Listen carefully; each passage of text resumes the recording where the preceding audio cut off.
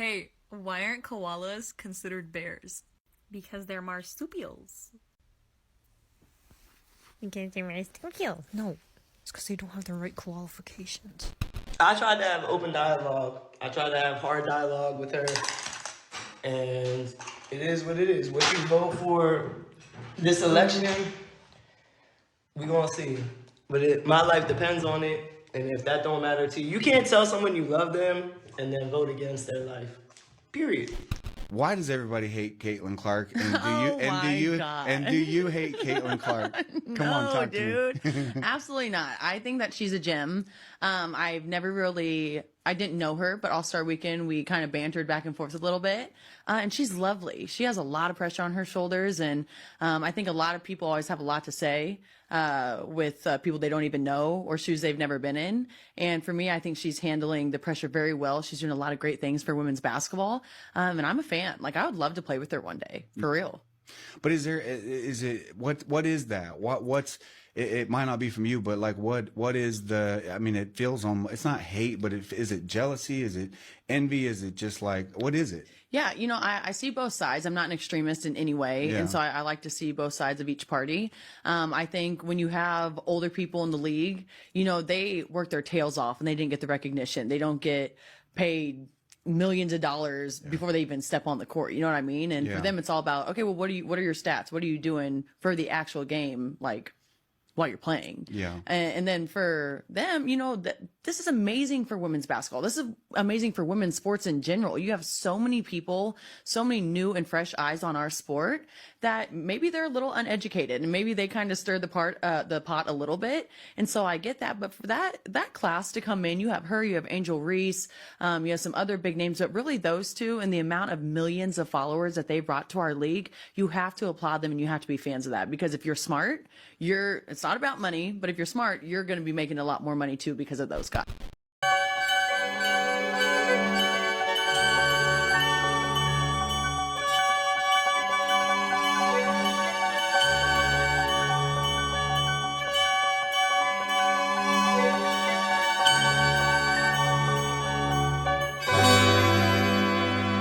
The angels are here.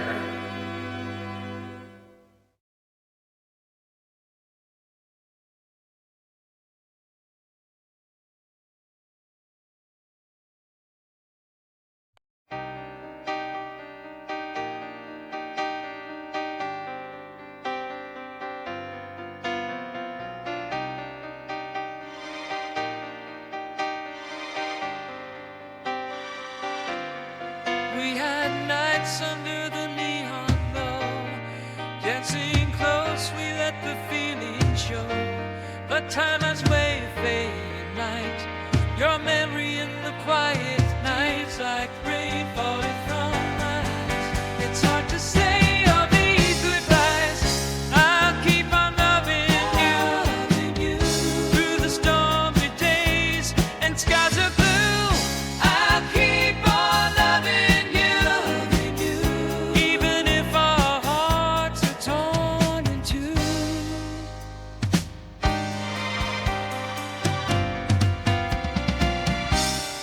Every song of the radios are tuned. Midnight drives beneath the silver moon, we held on tight. But the world spun fast, thought our love was meant to last. I hear your name in empty rooms, still I feel your touch as the night resumes. I'll keep on loving you through the stormy days and skies are blue.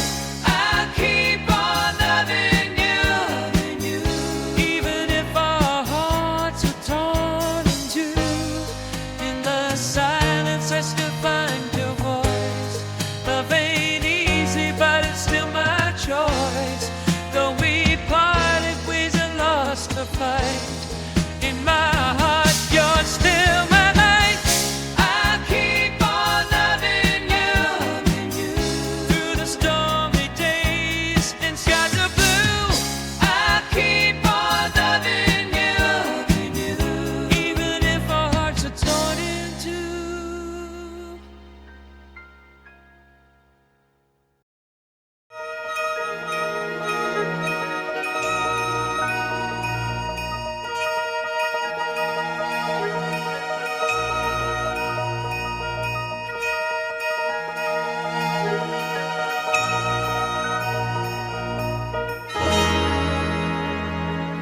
angels are here.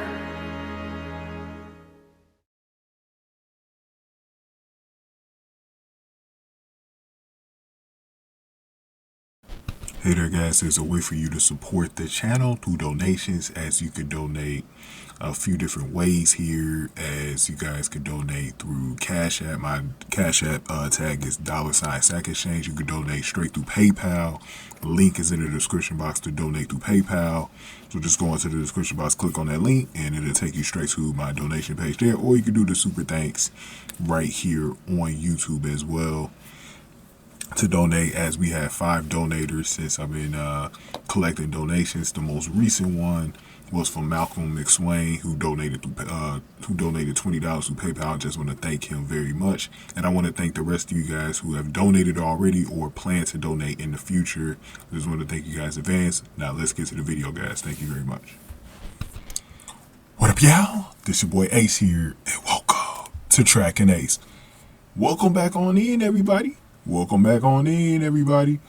Y'all, I know, man. I know y'all was like, man, I can't wait to hear from Ace. I ain't seen Ace do a video in a long time. Hopefully we get a chance to hear from him. I know y'all was hoping to hear from me about this. Now, before we even start, just want to let y'all know, I did just talk about Natasha Howard and how much I love that move. I love the pickup of Natasha Howard for free agency. Love that move. That's a big signing for the team, because now they've addressed their front court issues with that one move, and we're still a little spotty as far as backups go, but I'm glad we addressed that. But this was like Christmas Day. Bro, I could not believe this. And I'm so glad, because I was just saying this in my other video, my last video. I was just saying this. I was starting to doubt Kelly Krospoff and Amber Cox. I was starting to doubt them because I didn't like that Mitchell resigning, even though I was expecting it. And then I didn't like the fact that they had not traded NaLyssa Smith yet. It seemed like they were sitting on their hands, and we were about to go into training camp with the same exact team that we had last year. I was like, no way. You know, I'm talking about the draft picks. And I'm like, no way are we doing this. No way are we doing this. NaLyssa Smith is still... I was more pissed about NaLyssa Smith still being on the team than with Kelsey Mitchell. I was really a lot more pissed with NaLyssa Smith still being on the team. Because, first of all, I'm not someone who hates NaLyssa Smith, though. I know she says some dirty things about the team, but I think that's out of frustration, and she goes out with DJ Carrington, who's an enemy over here. My main problem with NaLyssa Smith is I think, like, because I know the baller she was at Baylor, bro, I felt like NaLyssa Smith needed another change of scenery. I felt like she had outgrown this team and she needed to be somewhere else. So I was also worried on NaLyssa Smith's part. It wasn't all about just getting NaLyssa Smith the hell on up out of here. I feel like NaLyssa Smith needed to be on another team. And I think going to Phoenix, where there's not this pressure on her, she could sit back. She's going to come off the bench probably more than likely, because they're kind of stacked over there at Phoenix now. She could just work on her game behind the scenes, man, and get back to being the player that she was at Baylor, you know, or the first 2 seasons with Indiana. So, to me, I think this is a good move for her, man, going to Phoenix, bro. And I'm so glad we didn't get Satu Sabali. But we were out of the running anyways, I think, earlier this week. From what I heard, it was coming down to either going to New York or Phoenix. And yeah, man, I'm just so glad. And also the Mercury will get Kalani Brown and someone that I really like, Sevgi Unzum. They get Unzum from the wings, so that's a good move for Phoenix. Phoenix been making a lot of moves, man. Brittany Griner left, bro. Like, they're making a lot of moves. But let's get to business, guys. So the Indiana Fever have traded NaLyssa Smith for Sophie Cunningham. And it was for our 8th pick of the draft, though. So, some of y'all might be comfortable with that. Some of y'all might not be. Now, here's the way I look at that. Here's the way I look at this. My whole thing was this. We need to get somebody in this backcourt who can play some defense, bro. Because our biggest concern, the reason why I'm thinking we're not going to win a championship this year, or maybe even the following year, it depends on how the way the team feels out. The reason why I don't think we're too close, even though we got a coach who can win us a championship, the problem is this backcourt doesn't play any fucking defense, bro. Now, Caitlin, she at least tries. She gets some blocks and steals. I think her defense is actually pretty underrated. The only weakness that I see with Caitlin is just keeping defenders in front of her when they get ready to drive. She kind of gets crossed up a lot. It's because she needs to move her feet better. She needs to just learn how to move her feet. Need to take pointers from Lexi Hall, her own best friend. And maybe she could start taking pointers from Sophie Cunningham too. But when it comes to, like she's not a cone like Kelsey Mitchell is. Kelsey Mitchell is a complete cone. She's not going to be able to do anything. And she's never going to improve defensively because she's already almost 30 years old. You can't teach a, what's that saying called? Old rabbit, new tricks, whatever they call it. Y'all know what I'm saying. But, like, you can't do it. I mean, she's set in her ways now. She's not going to play any defense, never going to do it, and shooters can shoot over her. And I'm like, bro, this is a problem when it comes to trying to win a championship, because the teams that we saw in the playoffs, the Sun, with even Marina Mabry, who plays better defense than Kelsey Mitchell. We had the Lynx in there. They made it to the WNBA finals. The Liberty. Who was the other team? The Aces. You know, these teams play decent defense in the backcourt. You know, Lynx and Liberty were basically elite in the backcourt. Even with Sabrina Ionescu, you could play some defense. Like, we need defense, bro, because we can't keep giving up 30 points to Ryan Howard. Marina Mabry cooked us in the playoffs. Who else? Enrique was killing us last year, and Jewel Lloyd, like Kelsey Plum and Chelsea Gray. Like, we can't keep having players cook us like that in the backcourt.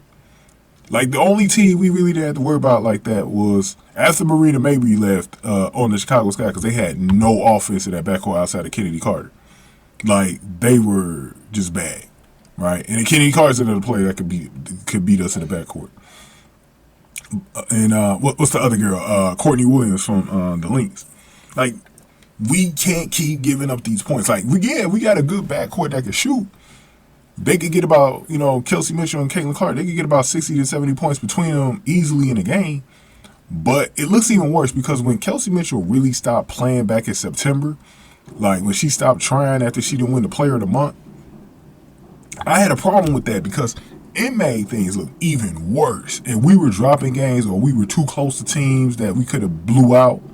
Like, it was not good, guys. Like, it was pretty bad. It was pretty bad.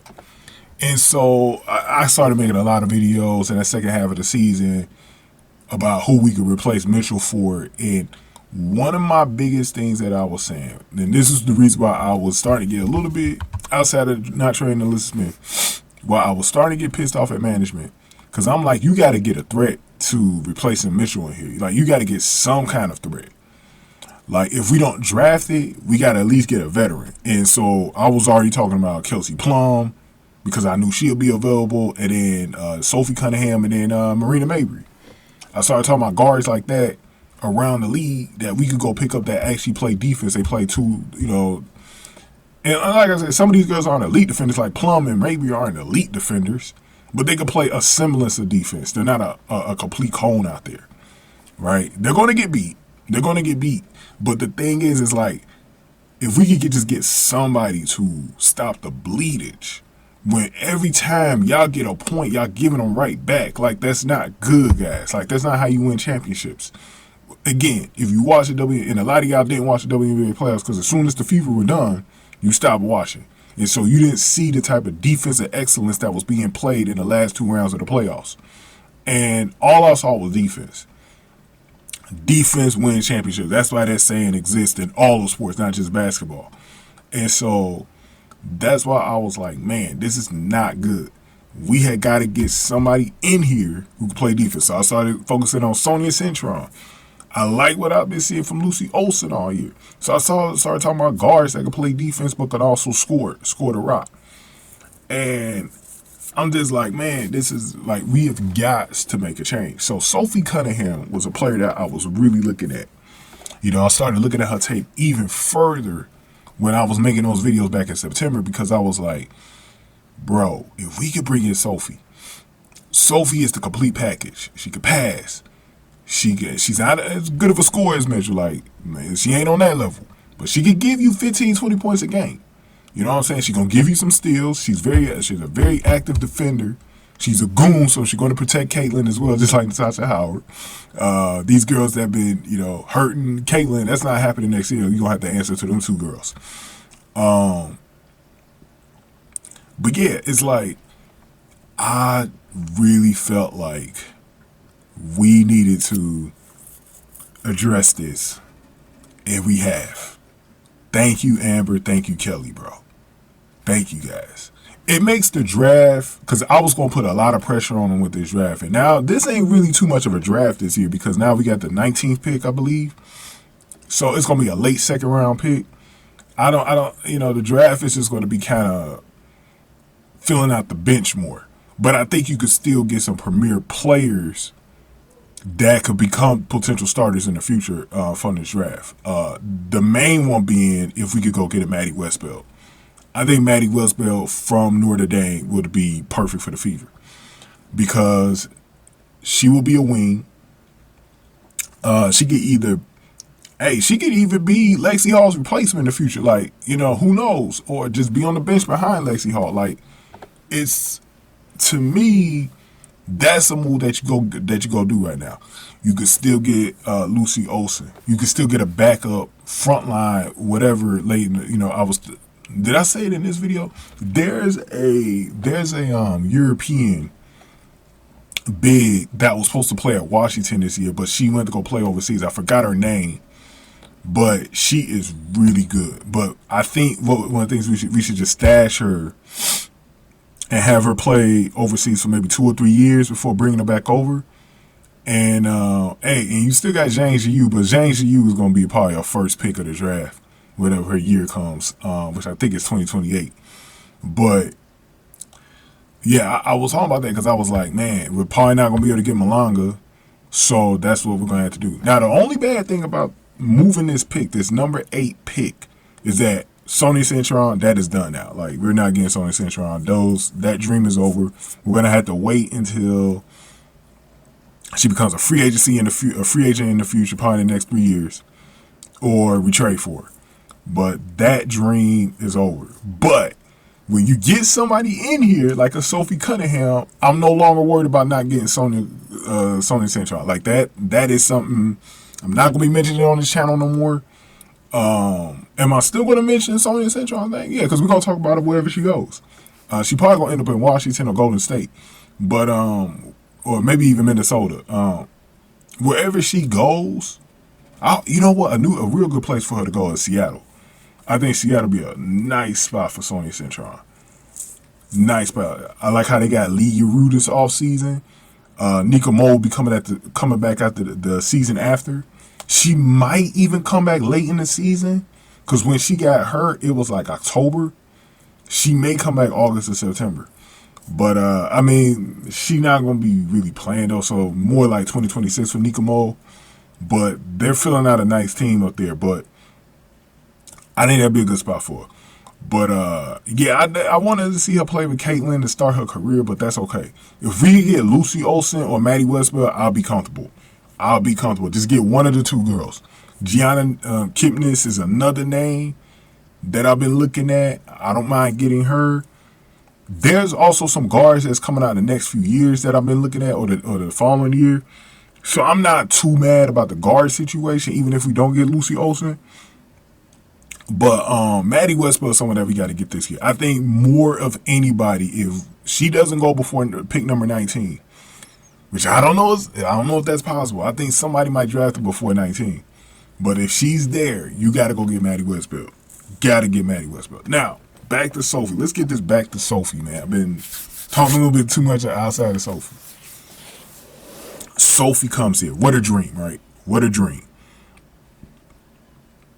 I'm going to talk more about this in the Lexi Hall video, but the fact that you just bought yourself another best friend for Caitlin Clark, another ally, someone that's been talking good about Caitlyn in the media, and stuff like that. She was giving Caitlyn credit for growing the game last year of women's basketball and all that other stuff. Like, having someone in here that's basically an ally for Caitlyn, bro.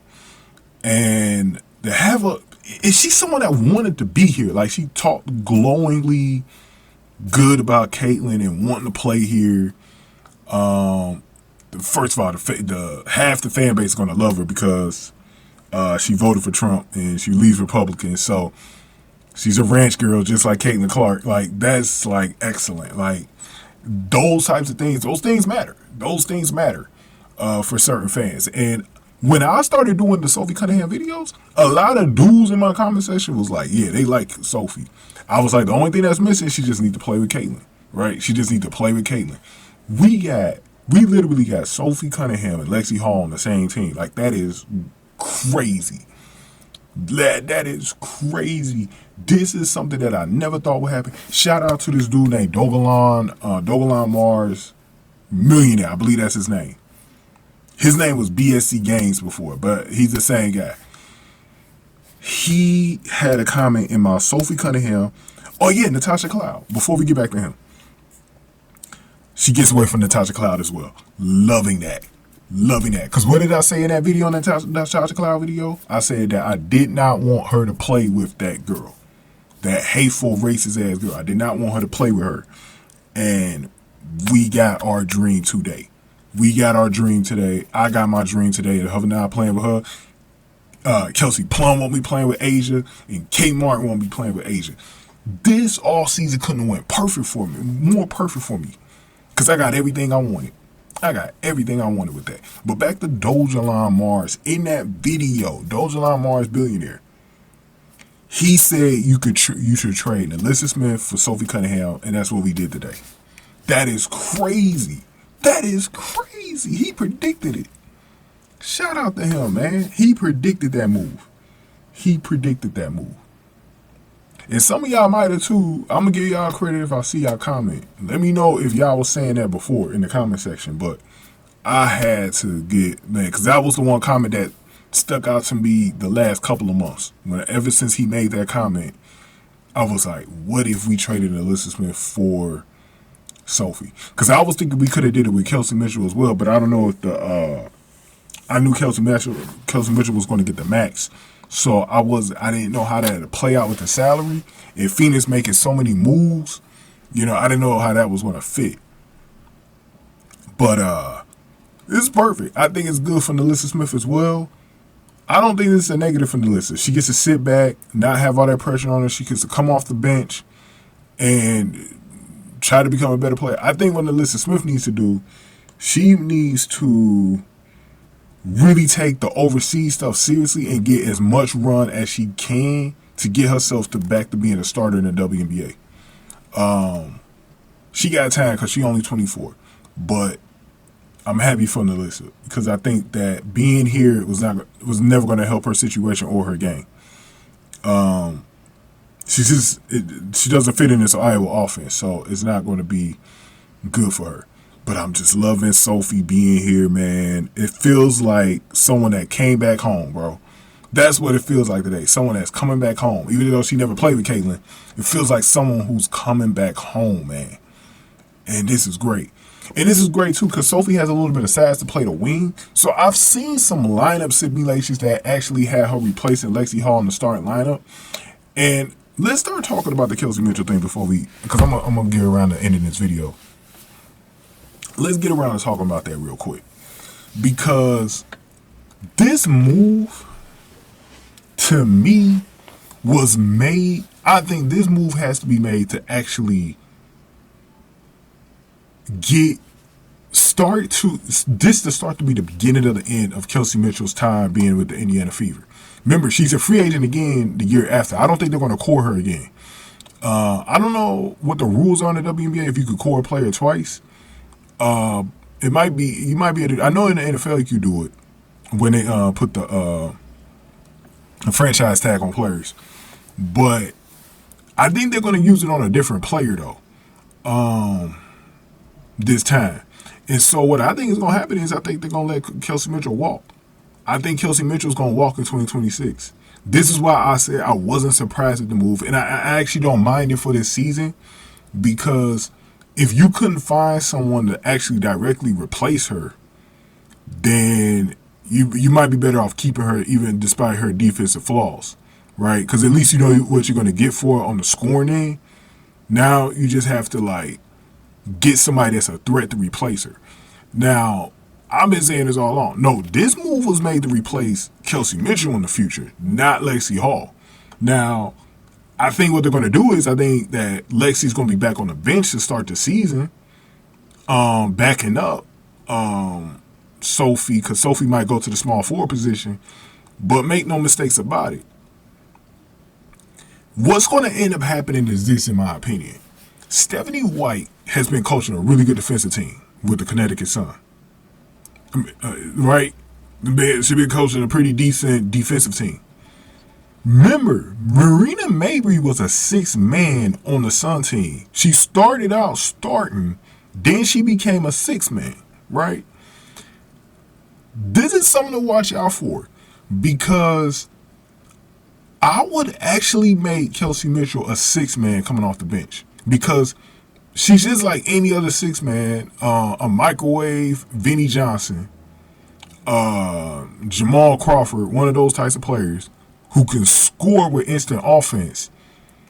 She might be better off because she can't play defense. She might be better off coming off the bench as a 6th man. They may need to try that out and have Sophie start. That way you can leave Lexi Hall's defense in the lineup, right, to start games. And maybe you can have that group at the end of the game where you have Sophie, Mitchell, and Clark in there. But it sets up a situation. This is what I think is going to happen. I think there's going to be a few games this season where Sophie's in the lineup and Mitchell's not in there. I'm telling you, this is why I said if you could get a threat in there, this could be the player that actually replaces Kelsey Mitchell. This because I'm telling you, Stephanie White is not going to like the fact that this backcourt is getting abused defensively. I'm telling you, she only going to put up with it for so long. She's been used to coaching good defensive teams, bro. You know what I mean? It's actually different when you're out there coaching than like Stephanie White knows what this backcourt can do offensively. But when you're coaching and you're seeing that your team can't do anything defensively, this is why Marina Mabry was a 6th man on that team. She didn't keep Marina Mabry on the team because DeWanna Bonner played better defense and she had size. You know what I mean? So I think there's a real possibility of that. And this is why I say I still want them to go draft the guard, or at least Maddie, not Secrets, but Maddie Westbell from Notre Dame. Still go draft her. And then, speaking of Maddie Secrets, 2026, he's a free agent, I believe. I think you go get Maddie Secrets next year. See, you could start to make some really good moves, some interesting moves like that. And, you still could trade for Marina Mabry. I think if you wanted to, really get this thing, because the best thing that we did this season, we didn't give up Grace Berger. I like the fact that we didn't give up Grace Berger. That's huge, guys. That's absolutely huge that we didn't give up Grace Berger. You know what I mean? That's huge. That's huge. So, because now Grace Berger is going to have a bigger role coming off the bench. And I like that because we need a backup point for Caitlin, right? And then Grace could always go to the 2. See, Kelsey Mitchell's minutes are going to get cut this year. I'm telling you, she's going to be playing a lot less minutes than she's been doing before. She's still going to have some games where she's playing about 35 minutes plus, but there's going to be a lot of games where she's right around 25 to 30. I'm telling you, her minutes going to get slashed. Kelsey herself might get frustrated and wants to start leaving. I'm telling you, this team going to start changing around her. It's going to be a lot worse for Kelsey this year than it was last year, because now you actually got somebody in Sophie Cunningham. And don't make no mistake about it. You got Christy Wallace still here. who could be pushing things off the bench. You got Lexi Hall, who is going to be pushing in to get back in the starting lineup. Like, you're going to have a lot of things going on, and it's going to be a lot of pressure for Kelsey Mitchell to keep her minutes. Because she's going to have to do more than just scoring, bro. She's going to have to do way more than just scoring. She's really going to have to do more than that. And if the team just starts looking better when Sophie Cunningham, because Sophie Cunningham is like an extra point guard, you have her out there, you know, carrying the rock, setting the offense up, bro. Taking some pressure off of Caitlin on some possessions. That is needed. And this is why I'm telling y'all we can get there. That's why Phoenix made it. Part of the reason why Phoenix made it to the WNBA Finals against the Chicago Sky back in 2021. Because you had Sophie doing a lot of things on both sides of the ball. You know? So it's going to be a very interesting situation, man. Very interesting situation. I would love a lineup of Lexi Hall and Sophie Cunningham's defense being in there at the same time. You know what I mean? Just imagine if we could draft Lucy Olsen and have Lucy Olsen learn behind these girls, bro. Like, it'd be a perfect setup for us. Perfect setup for us, man. And Sophie's someone who could be here long term. She could be here good 4 or 5 years. You know what I mean? Like, this isn't just for this year. She could be here for a little while. So I'm loving this move because she's only 28. She's going to turn 29 in August. So she's still on the other side of 30. But, yeah, man, I like the move, man. Let's get ready to talk about Lexi Hall in the next video, though. Go on ahead and give me your thoughts on this one. Give this video a like, share, subscribe, y'all. Definitely want to hear your thoughts in the comment section below. Give this video a like, share, subscribe. Thank y'all for watching. Track and Ace.